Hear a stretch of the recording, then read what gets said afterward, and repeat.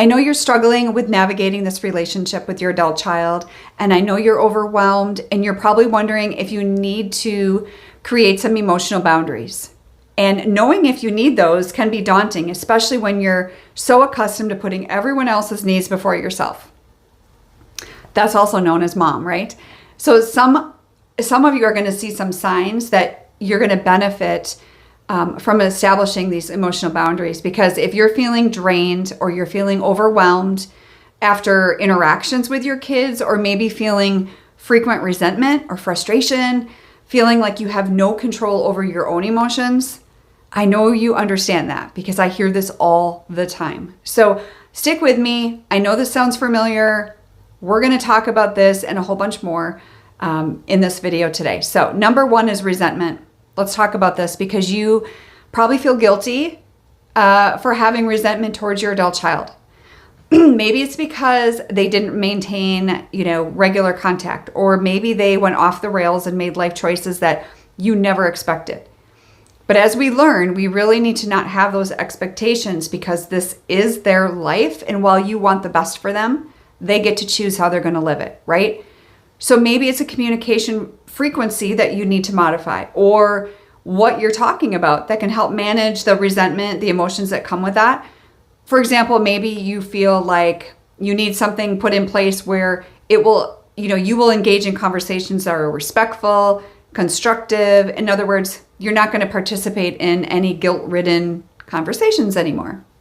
So number two is guilt. Let's talk about that for a second, because when you assert your own needs and you're afraid that by doing so will upset your daughter or your son and damage the relationship, then that means you're walking on eggshells, right? And I hear this from so many of you. And so establishing that boundary for you, that creates more self-care time, and it helps you make that a priority, because we need to set aside times for activities that bring you joy and fulfillment. And we can't be putting everyone else's needs first all the time, because as you know, you have nothing left to offer. And then we're the ones that sit with the emotional guilt that is not going to serve you. Number three is enmeshment, because your adult child may rely excessively on you for emotional support. Maybe they're struggling to establish their own independence. I hear that from a lot of you as well.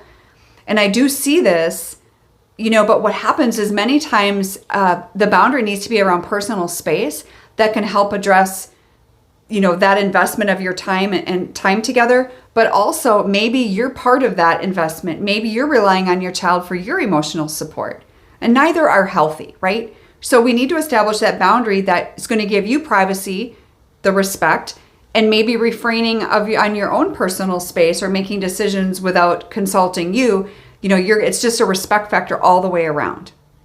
So for those of you that I've never talked to before and are interested in possibly learning more about a group coaching program that I have, I would love to talk to you about that. You can click the link below for the discovery call link, and I can share more about you in the consultation.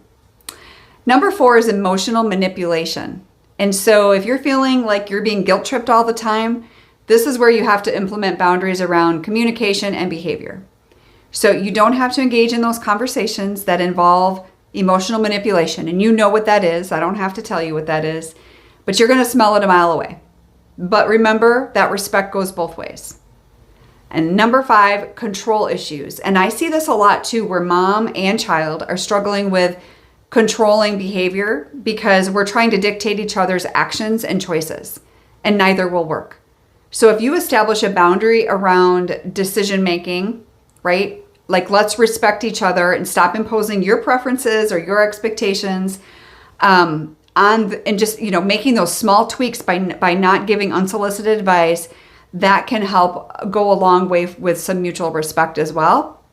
But at the end of the day, it boils down to respect. And remember, like I always say, relationship takes two people, right? You can only control your side of the equation. You can only control what comes out of your mouth, your reaction.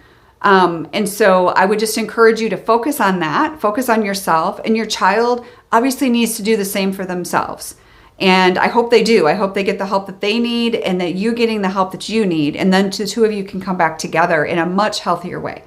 So I hope that helps you, and I'll see you in the next video.